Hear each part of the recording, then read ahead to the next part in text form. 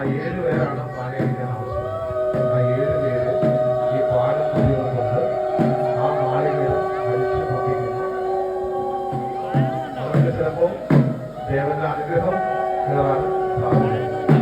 അങ്ങനെ അനുഗ്രഹത്തോടുകൂടി ലക്ഷ്യം നിർമ്മിക്കുന്ന ഓരോ നാളികേരത്തിലും വരാനിരിക്കുന്ന നിങ്ങളുടെ ജീവിതത്തിന്റെ സൗഭാഗ്യങ്ങൾ ഉണ്ട് എന്ന് കരുതി പ്രാർത്ഥനാനിരതമായി കൃത്യമായ വ്രതം നോച്ച് 3 ദിവസത്തെ വ്രതം നോച്ച് 5 ദിവസത്തെ വ്രതം നോച്ച ആളാണ്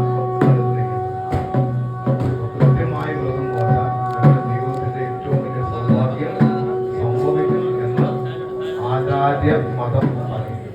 ഞാൻ പറഞ്ഞതല്ല, ആചാര്യ മതം